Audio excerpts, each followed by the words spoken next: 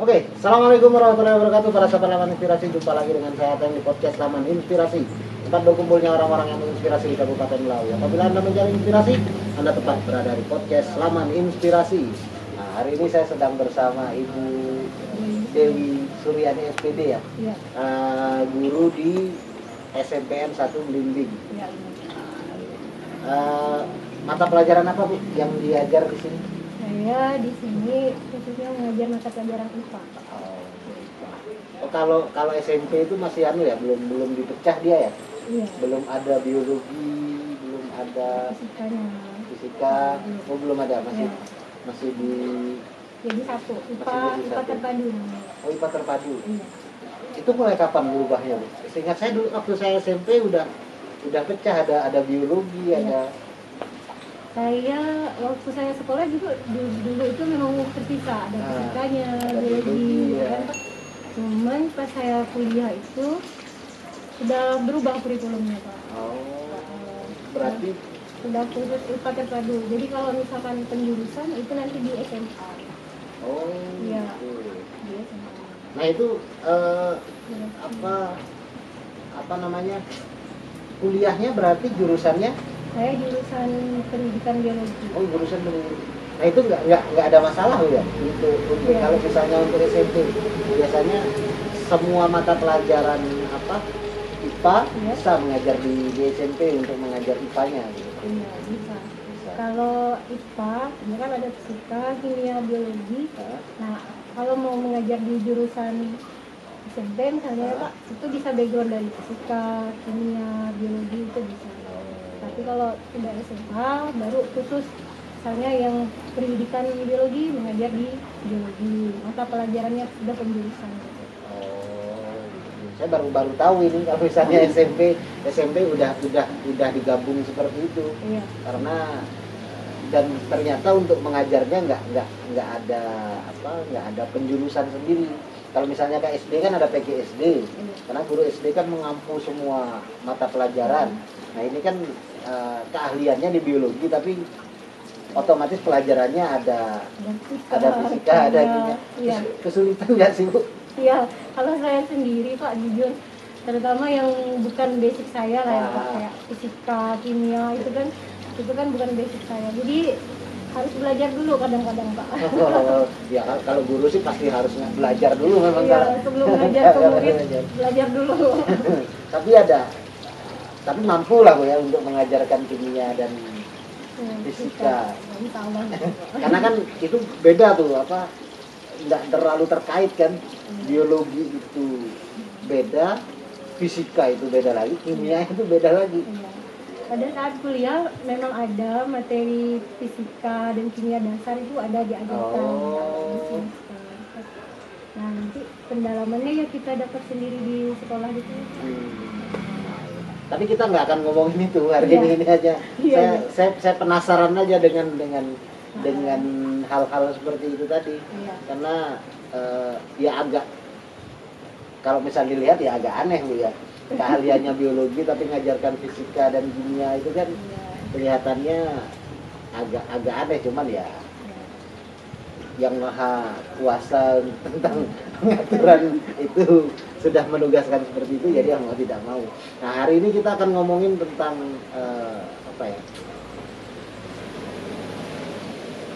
mata pelajaran terkait lingkungan.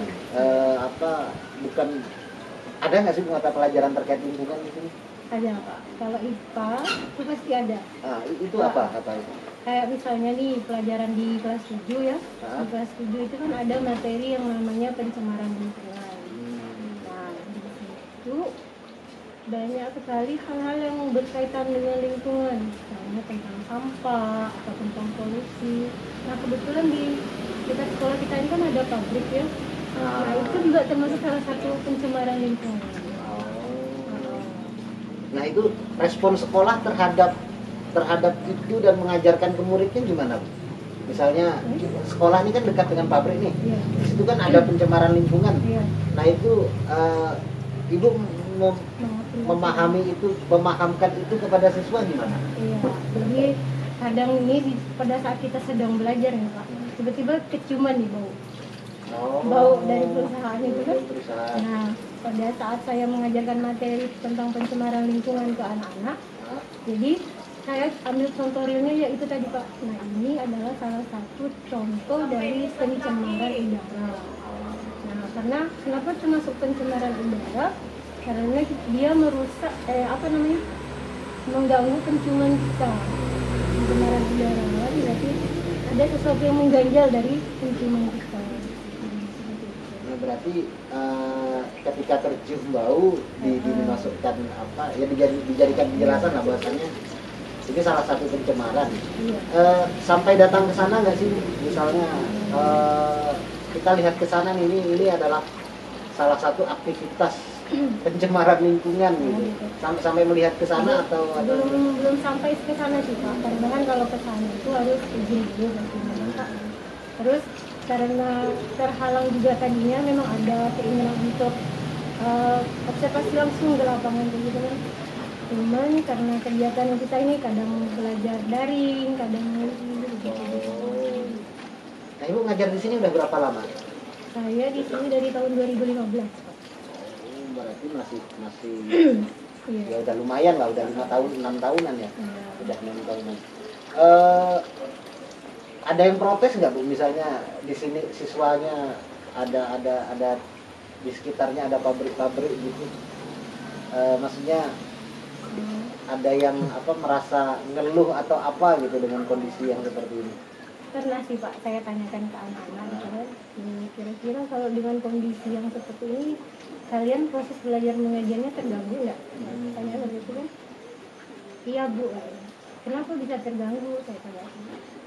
Karena ini Bu, bau aroma yang ditimbulkan oleh limbah pabrik itu kadang-kadang kan ada baunya yang enak, ada yang baunya tidak enak. Nah, jika baunya yang tidak enak, nah itulah yang membuat situasi di dalam kelas kadang-kadang itu terganggu.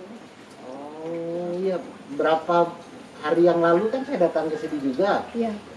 Pas di belakang itu baunya apa? Ya bukan hanya di belakang sih, dimanapun baunya apa? Nggak sedap. Saya kira kan di sini ada kompos ya, ada pembuatan kompos. Saya kira berasalnya dari kompos, tapi nampaknya dari pabrik itu. Ya sangat mengganggu sekali sih memang.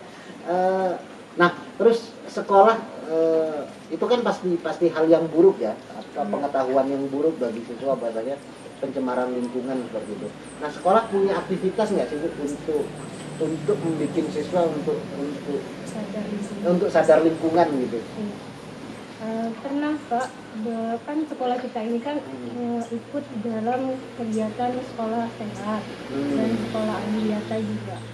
Jadi yang berkaitan dengan sekolah sehat, jadi sekolah ada program yang berkaitan bekerja sama dengan pihak kantin mengenai masalah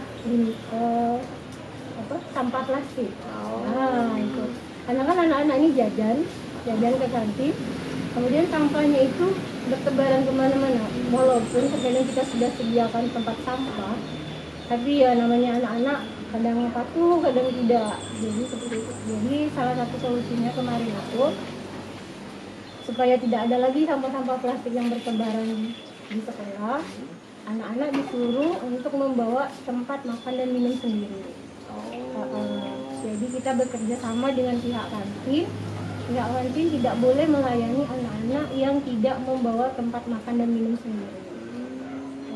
Jadi apabila mau minum es misalkan, jajan es, anak-anak bawa gelas sendiri. Nah seperti itu. Oh iya Pak. Kalau mau makan, bawa tempat sendiri. Jadi tidak ada lagi yang namanya sampah plastik itu bertebaran kemana-mana. Nah semenjak itu Pak, alhamdulillah 1 minggu berjalan, kita lihat sampah udah mulai berkurang. Anak-anak udah mulai digenjot gitu Pak. Setiap hari kami kumpulkan di depan sini, di depan. Siapa yang bawa gelas dan bawa tempat makanan, yang tidak membawa ya dapat sanksi gitu. Awalnya seperti itu. Tapi alhamdulillah ya anak-anak akhirnya sadar sendiri. Nah itu apa? Menarik ya bagi saya. Baru di sini saya temukan, kayaknya baru di sini lah ditemukan sekolah nyuruh siswanya bawa gelas dan piring. untuk mengurangi sampah plastik. Iya. Untuk mengurangi sampah. Iya, kalau misalnya apa kayak misalnya minum di sini kan apa pakai plastik dan sedotan. Kalau misalnya bawa gelas sendiri kan udah nggak perlu semua itu ya. Iya. Apa ada kendalanya apa sih untuk program itu, ada kendala nggak sih? Oh, pasti ada kendala. Kendalanya apa itu? Di awal-awal tuh terutama siswa-siswa yang agak susah ini ya Pak, susah diatur ya. Mereka ngapain sih bawa segala macam, kan repot repot. Tapi ya kita tetap guru tetap mengingatkan siswa bahwa itu tuh penting untuk dibawa supaya kita sadar dengan lingkungan, tidak lagi mencemari lingkungan. Itu salah satunya yang bisa kita lakukan, yaitu nah, bayangkan anak-anak pilih mana, mau didenda dengan uang atau yang praktis dengan membawa tempat dari rumah tanpa mengeluarkan biaya. Itu kalau misalnya pelanggar dendanya adalah Enggak ada sih denda. saya kira ada sampai Nah, ada denda. Cuman kami berpesan kepada pihak Kadin untuk tidak melayani saja. Karena anak-anak kan kadang pinjam pihak temannya. Gitu. Idenya dari mana Bu? Misalnya sampai ada program seperti itu, idenya dari mana? Idenya itu ketika kami para guru sedang istirahat kan Pak, kumpul di ruangan guru, menceritakan itulah masalah sampah yang banyak. Kasihan penjaga sekolah setiap hari ngumpulin sampah. Dalam kadang-kadang anak-anak itu di dalam ember sampah, tong sampah itu bukannya diisi sampah. Isinya apa? Kadang-kadang diisinya apa, segala air, segala apa. Jadi anak-anak tidak membedakan yang mana sih sampah kering, yang mana sampah basah. Kan bisa juga mengakibatkan pencemaran. Iya. Jadi dari situlah timbul ide bagaimana supaya sekolah kita ini berjalan sesuai dengan program sekolah sehat. Seperti itu, Pak. Berarti idenya adalah karena melihat kondisi sampah yang luar biasa banyak. Ya memang kayaknya kalau sampah plastik luar biasa banyaknya ya, kalau misalnya kita ngomong sekolahan, karena di situ pasti banyak minuman lah pasti, terus kadang bungkus-bungkus kue yang plastik, terus apa air mineral itu biasanya sampahnya luar biasa banyaknya itu kalau zaman saya sekolah dulu.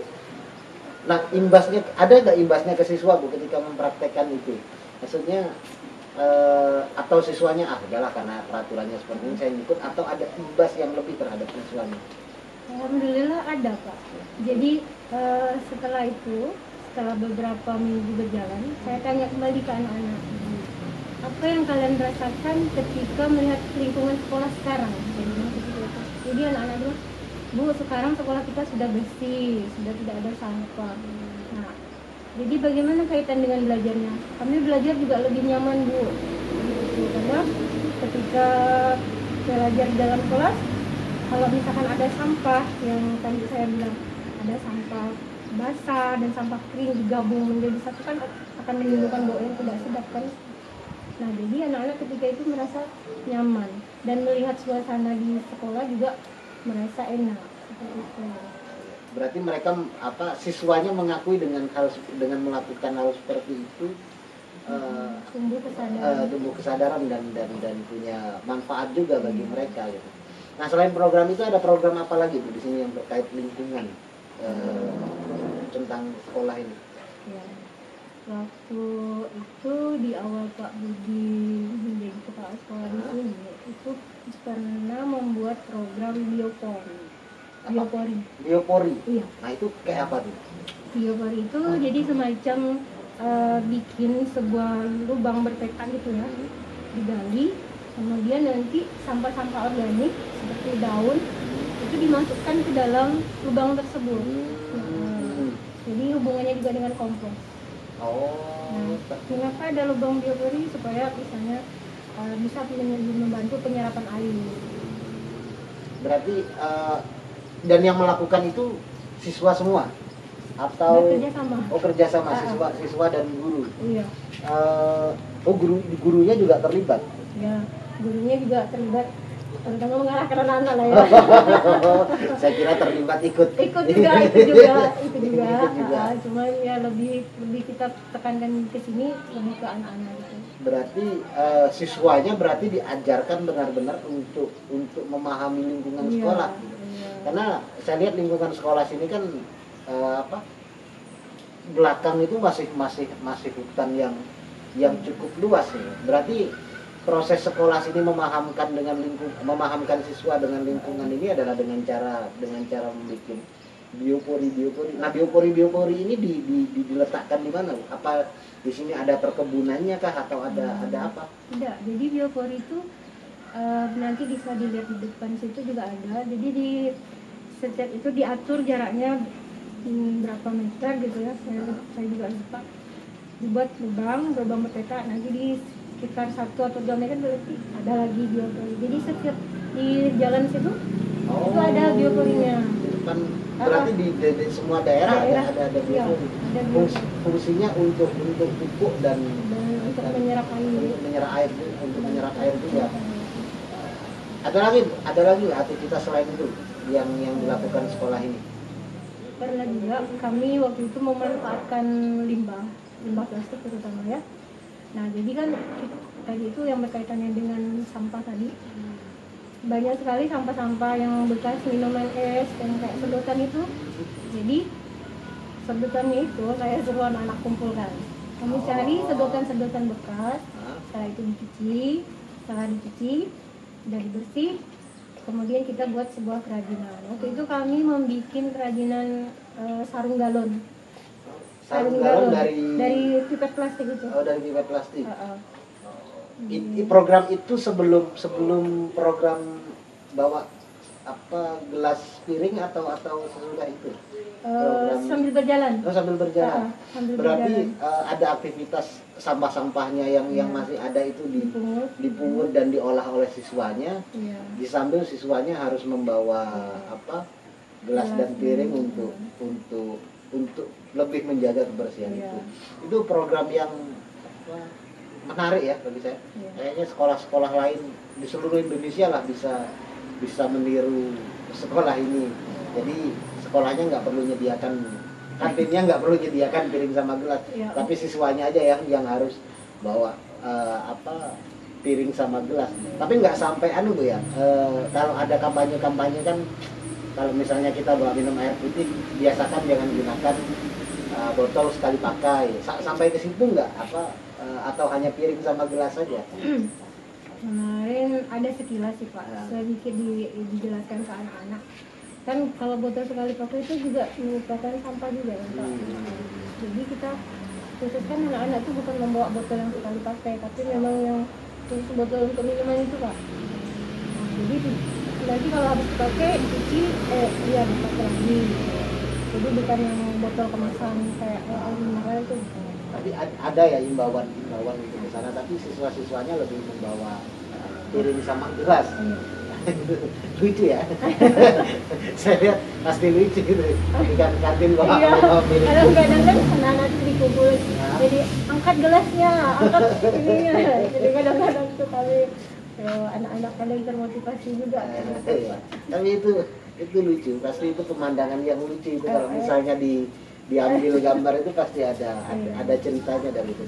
Mungkin begitulah bincang-bincang kita kali ini. Inspirasi menurut saya program bawa piring sama gelas itu sangat menarik lah bagi saya untuk ditiru sekolah lain, dan mudah-mudahan sekolah ini bisa mengajarkan siswanya untuk selalu menjaga lingkungan, dan walaupun di sekitar sini banyak pabrik-pabrik dan limbahnya pasti mengganggu proses belajar mengajar, tapi harapannya bisa memahamkan siswa untuk tidak melakukan seperti itu ketika hidup dia di masa dewasa, jadi bisa terus menjaga lingkungan. Jadi mungkin gitu Bu ya.